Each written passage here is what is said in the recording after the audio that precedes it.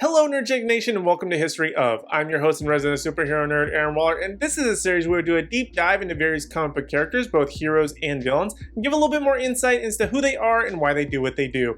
And in today's video, we're talking about a character that wasn't even on my list until very recently, but I figured it would be a good time to explain him considering that Marvel's Eternals just recently came out, and if you stuck around through the end credits, you're probably wondering who this guy is. And now if you don't know who I'm talking about, I'd probably turn this off now, or you probably already saw from the title of the video, which, why are you watching this? But I'm actually going to be talking about the latest entry into the Eternals celestial beings, which is Thanos' brother, Eros, also known as Starfox. Eros was created by Jim Starlin and first appeared in Iron Man number 55 in 1972. Eros is the youngest son of Eternals Lars and Sui's son. He was originally named Aaron. No relation, it's E-R-O-N, not A-A-R-O-N. But at the age of 5, his name was changed to Eros because of his interest in the opposite sex. Eros is actually the younger brother of Thanos, and in pretty much every way completely different from his older brother in that he's fun-loving, carefree, and a womanizer. Now this shouldn't come as a massive surprise, as Eros is actually the Greek god of love, so you can kind of see the influences for the character. And it wasn't until Thanos launched his attack on Titan that attributed to the death of their mother that Eros began to take life a bit more seriously and would join opposing factions of survivors of Titan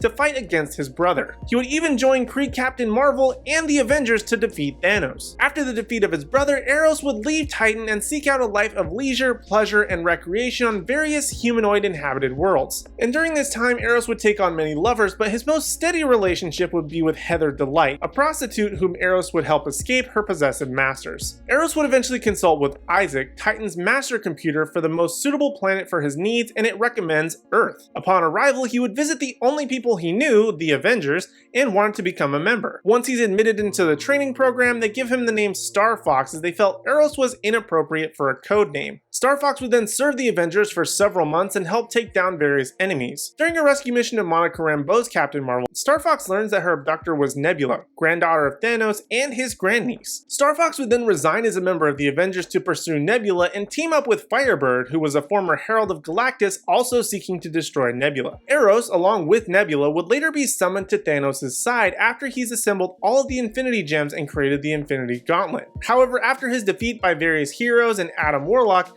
Eros would take Nebula into custody on Titan. Eros would then once again return to wandering space in search for a life of leisure and romance, where he would return back to Earth and rejoin the Avengers for a brief period. Then one of his more difficult storylines would emerge. Starfox would be accused of using his powers to seduce a happily married woman and be put on trial for sexual assault, where he'd be defended by Jennifer Walters, aka She-Hulk. During the trial, he would once again be accused and eventually escape with the help of his father, and head back to Titan and receive a separate trial to clear his name. And while there, the Living Tribunal would call upon She-Hulk as the prosecuting attorney and would discover Starfox of not using his powers, but he would be responsible for her love and marriage to John Jameson. She-Hulk rightfully becomes enraged and attacks Starfox, and the proceedings would come to a halt. Then, believe it or not, Big Brother Thanos would come to testify that Starfox inspired his obsession with death at a young age, and thus is responsible for the mass genocide Thanos would later commit. Then other Avengers bad guy Ultron would attack Titan and acquire the entire population with a robotic virus to transform it into Planet Ultron. Starfox would leap into action and enlist the help of the Avengers once again, this time led by Captain America, and they would liberate their world once again. After Thanos' death, Starfox searched his body and found a device containing his will, stating that he would return in the body of an unknown person. While discussing what to do, the Black Order appears and takes Thanos' body. Starfox would not want his brother to be resurrected and thus assemble a group called the Dark Guardians to prevent it. Believing that Gamora was Thanos' destined host, Starfox would capture her and intend to kill her to prevent Thanos' return. Before he can do so, however, Hela and the Black Order arrive and reveal that Thanos would return in Starfox's body, not Gamora's. And then, as if almost like clockwork, Thanos' consciousness would take over Starfox, and he would go with Hela and the Black Order to nowhere where his body was. And it's here that Thanos would reveal to Starfox that he wouldn't survive the transference of his consciousness moving back into his original body,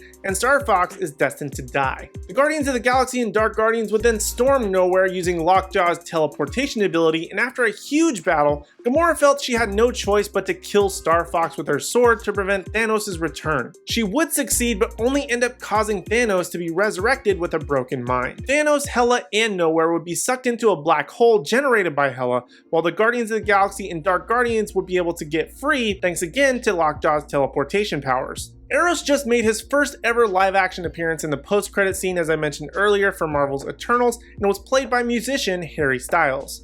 Now, it's unknown as to whether or not we'll be seeing Harry Styles as Eros going forward. It's rumored that he's contracted for 5 Marvel films to appear. I don't know if it's going to be appearances, starring, or what the case may be, if he's actually going to be a villain to the level of Thanos, his bigger brother. Who really knows? It's way too early to tell, but I kind of get the feeling that this is more like a celebrity inserting themselves into a franchise that they like a lot, very much like when Ed Sheeran just randomly popped up in Game of Thrones, or like if Brad Pitt popped up in Deadpool 2. It just kind of gives me that feeling. I don't expect to see him anytime soon or coming back very frequently, but again, it's way too early to tell. Who really knows? But let's get back to Eros and his powers and abilities. At his core, he's an Eternal and possesses various superhuman attributes because of this, including the ability to manipulate cosmic energy, increase strength, speed, stamina, durability, and flight. But as is with his association with the Greek god, he has this psionic ability to stimulate pleasure in the center of the brain to anyone within 25 feet of himself. He can also very rarely bridge the minds of 2 people, causing one to feel the emotions and feelings of the other. And this can make people fall in love, either with him or other people. So those are some of the things you need to know about Eros, aka Starfox. Did you learn anything in this video you may not have known otherwise? Let me know down in the comment section down below. And while you're down there, leave me a comment and suggestion as to any other characters you may want to see from DC, Marvel, Dark Horse, Image Comics, you name it. I can do the research for you and get the info, no problem. And also, while you're down there, don't forget to hit like, subscribe, and ring the bell notification so you miss on any future videos from me or the rest of the Nerdgenic team, as we do have new upcoming things all the time. We have a bunch of stuff planned currently for Cowboy Bebop, Hawkeye, the Book of Boba Fett, and so much more, so make sure you subscribe and don't miss out on any of it. But if you've already hit that subscribe button and you just want some more content from us, go ahead and check out this video where I actually break down, is Marvel's Eternals actually the worst of the MCU? Or you can check out this video right over here, which is Russ giving his opinion on why Halo Infinite will be a good game. But other than that, thank you guys so much for watching, and I hope to see you in the next video.